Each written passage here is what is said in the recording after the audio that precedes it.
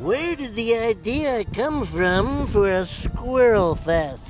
Well, I live here in Longview's Old West Side neighborhood where the squirrels flourish in the giant oaks and maple trees. And one day I was outside and I was shoveling those squirming little critters off my front porch, and as I loaded the last batch of them into my pickup to take them over and dump them in a Kelso Park, it hit me. No, not a squirrel, but an idea. The idea was that maybe Longview could make some money off these little critters. So I talked to my buddy Pat Seri, and funny thing, he had come up with the same idea while hosing squirrels off his house. And when we talked about how could we possibly make money off squirrels, we talked about shaving the little buggers and selling them as chihuahuas at dog shows, or maybe lashing them to boxcars and having them haul logs down at the warehouse or lumber yard. But the more we talked about it, the more we thought, you know, some people never get a chance to see squirrels. And maybe they would come to Longview to see all the squirrels we have here. They are our most bountiful and renewable resource. And thus the festival was born.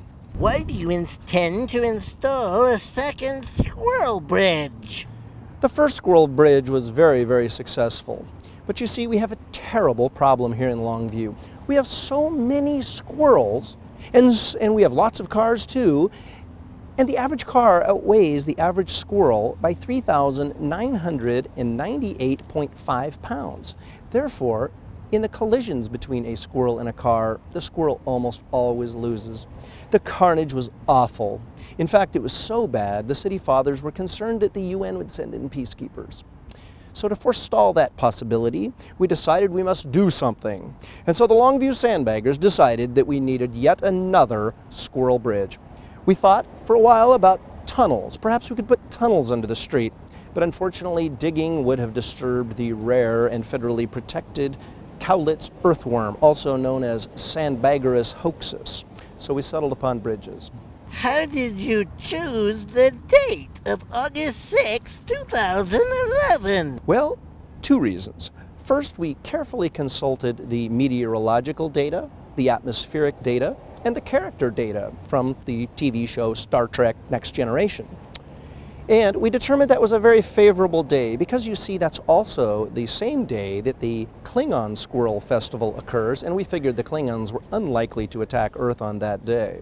Sadly for the Klingon squirrel has razor-sharp poisonous fangs and carries Romulan rabies, and so their festival, all the participants must be in full Klingon battle gear. That sort of puts a damper on things.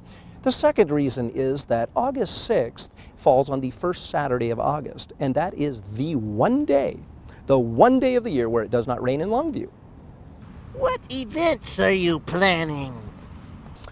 Well, we were originally planning for squirrel lovers Michael Jackson and Charlie Sheen to entertain our huge crowds here, but sadly Michael Jackson died at a time that was very inconvenient for us. Charlie Sheen, we understand, went into rehab. We understand he drank enough alcohol to kill 2.5 men. This entire event will be fun and whimsical and squirrel themed, and we hope you'll come join us for it.